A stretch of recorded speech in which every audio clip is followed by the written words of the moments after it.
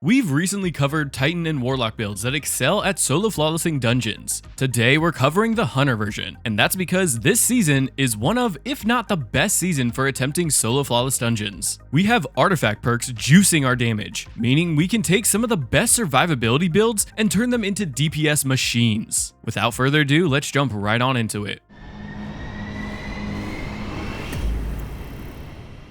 There are two main factors when it comes to solo flawlessing dungeon runs: survivability and damage potential. You could also say ad clearing, but in my opinion, it's not nearly as important as the other two options. So when making this build, the first thing I wanted to do was to make sure I had enough survivability. Now there's technically two portions of survivability. You have the survivability when it comes to the ad clearing sections, and survivability when you're in boss phases. When it comes to the ad clearing phases, there are a ton of builds out there that can heal with kills or give you damage resistance with kills, so that didn't narrow down my options a ton. However, when it comes to DPS phases, there are only a few hunter builds that can meet this mark. The first iteration of this build, I was on Prismatic, and while this build could cook, I ran into the issue of staying alive in those DPS phases. So that's why I landed back on Solar Hunter. We can bring things like Ember of Mercy and the Healing Grenade to gain restoration, and Ember of Empyrean to keep that restoration going. That way, if we need to do any mechanics or simply deal boss DPS, we can do so while healing in the process. Now I will say that I was absolutely loving Red Death Reformed with this build. This will continuously cure you by getting kills, and every third kill will create a healing orb that will give you access to restoration ×2. Then you can slay out with weapons or even throw your healing grenade to help extend that restoration ×2. And this really helped with those DPS phases, since it became pretty easy to work up to 15 seconds of that restoration. The other portion of the build we need to look at is the damage potential. Now you have two main options. First, if you have a boss that can take precision damage, you could of course go with Celestial Nighthawk to deal some good burst damage with Golden Gun. Otherwise, you can use Star Eater Scales and throw on Blade Barrage. Blade Barrage already deals good damage, but with Star Eater Scales equipped, it can deal up to 70% more damage, and it'll give you an overshield for more survivability during DPS phases. Pair that with the incredible artifact perk Limit Break, and you can now easily deal 121% more damage with your burst super. This helps deal some quick damage, so if you need to leave DPS phase early to survive, it shouldn't make a big difference. Between these two, we have the markings of a very strong build, so let's dive on in and break down how it works. For the super, I'm mainly opting for Blade Barrage paired with Star Eater Scales, since it can basically be used on every boss and still deal good damage. For the class ability, I opted for Gambler's Dodge. This makes it so that dodging near enemies will give back your melee charge, and this will be important for our later aspects.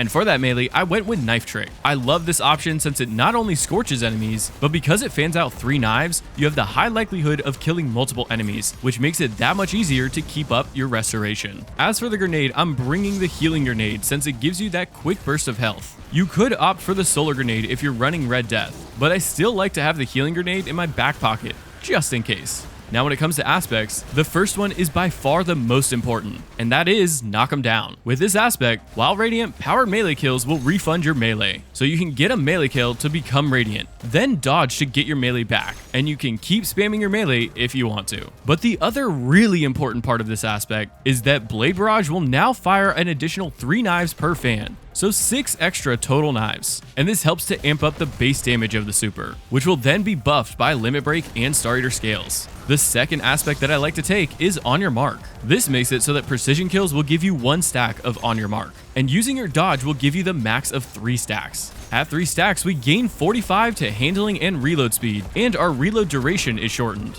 This can help output more damage in those DPS phases, but it isn't super critical. I mainly find it to be a better option than Gunpowder Gamble, since the grenade charge can make it hard to get back to your healing grenade, which could end up causing your death. And when it comes to fragments, for our first fragment, I really like Ember of Empyrean. That way, kills with your solar weapons and abilities will extend our restoration and radiant, helping to keep you alive and deal more damage. The second fragment I'm taking is Ember of Torches. That way, powered melee hits will make you radiant to deal 20% more weapon damage, and also give you a way to keep using that powered melee for free. Next, I bring Ember of Beams. This gives your super projectiles better tracking, and this is really helpful for Blade Barrage, making it easier to ensure you hit all of your knives for more total damage. I also like to bring Ember of Searing. That way, killing scorched enemies will give back melee energy, but more importantly, it'll also create a fire sprite, and fire sprites will give us more grenade energy and super energy from the artifact. But this also pairs perfectly with our next and final fragment, Ember of Mercy. This makes it so that picking up a fire sprite will give you 2 seconds of restoration, or it'll extend your current restoration by 2 seconds, ensuring more ways to gain and keep up your restoration. And if you're enjoying the video, leaving a like and subscribing would be much appreciated. Alright, let's jump right back into it.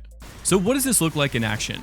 Well, there are 2 cycles that we need to talk about, the ad clearing portions and the DPS phases. First up, for the ad clearing, it mainly depends on if you're using Red Death. With Red Death, you have easy access to restoration ×2, so you can get 3 kills, and on that 3rd kill you gain that restoration ×2. From there, you can use a powered melee to become radiant, and dodge to pick up orbs and gain back your melee charge. Then you can either keep killing with Red Death or your powered melee to keep up your restoration and radiant, all the while creating orbs which will feed your super and Star Eater scales. If you aren't using Red Death, well, the main thing you want to keep in mind is that you'll only have access to restoration ×1, meaning you'll have to play more passive and use cover wisely. In this case, the main difference is that you want to start the encounter by throwing your healing grenade to proc that restoration. After that, the gameplay loop is the same. And second, we have the DPS phases. It will slightly depend on your weapons, but overall, the loop is similar. I like to make sure I have as much restoration as possible when going into DPS phases, and 6 stacks of Star Eater scales.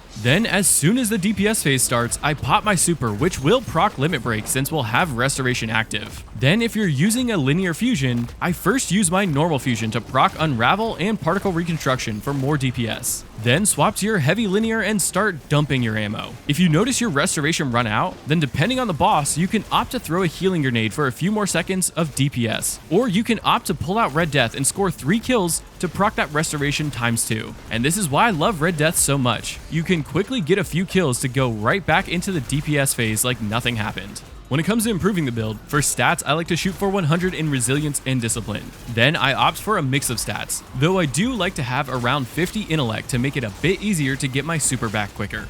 And when it comes to armor mods, for the helmet mods, first I like to take Harmonic Siphon. That way we can create a ton of orbs by getting rapid kills with our solar weapons, which also makes it super easy to create that orb for unraveling rounds when going into DPS phases. Next, I bring a special ammo finder. That way I can create more special bricks, which will feed both our special and heavy since we will be taking gold from lead. Then I also opt for hands-on.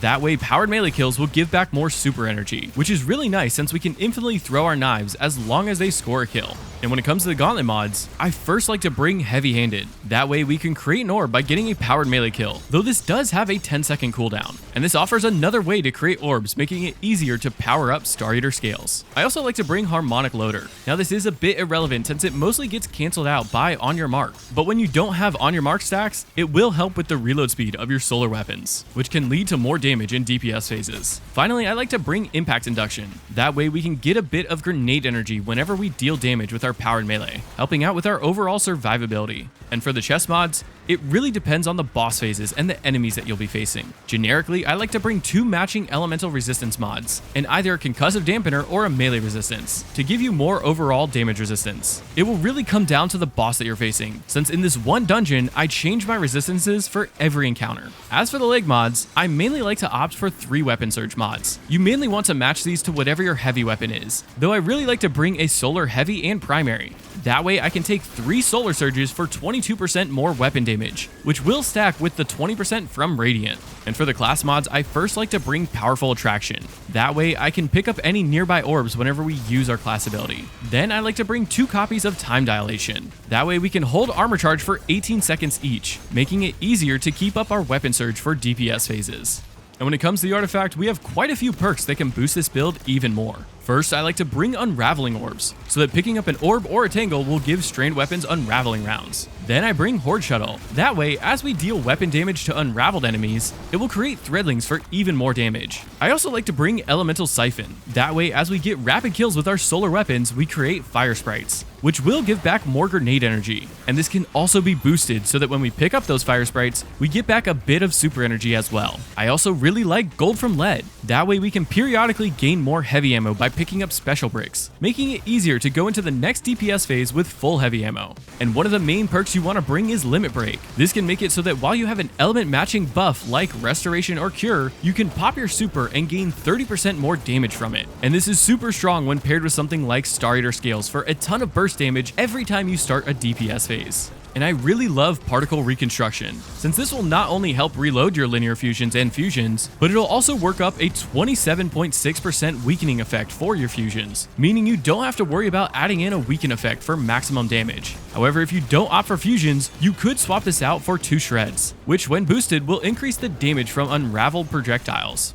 When it comes to weapons, for the primary slot, I mainly like to use this slot as either a backup DPS weapon or a mini-boss melter. Thankfully, Scatter Signal is one of the best options. This not only melts mini-bosses and deals good damage, but will also offer you a way to proc Unravel for more damage, and Particle Reconstruction so you'll get the most out of your heavy weapon. And when it comes to the energy slot, I was really loving Red Death Reformed. Since this gun will heal you on kills, you get a ton of instant health. Plus, every third kill will give you Restoration ×2 for constant healing, and is the only way you can access Restoration ×2 with Hunters. Alternatively, if you want to save your exotic for another slot, you can bring your best weapon with Heal Clip and Incandescent. And for the heavy slot, I love a solar weapon in this slot. Cataclysmic is still one of the best linear fusions and will melt with Particle Reconstruction, though you could opt for Sleeper Stimulant or 1000 Voices if you have the exotic slot available. Alternatively, for bosses that don't have an easy crit, you can opt for a strong solar rocket like Hezen Vengeance or Apex Predator, which can both roll with bait and switch.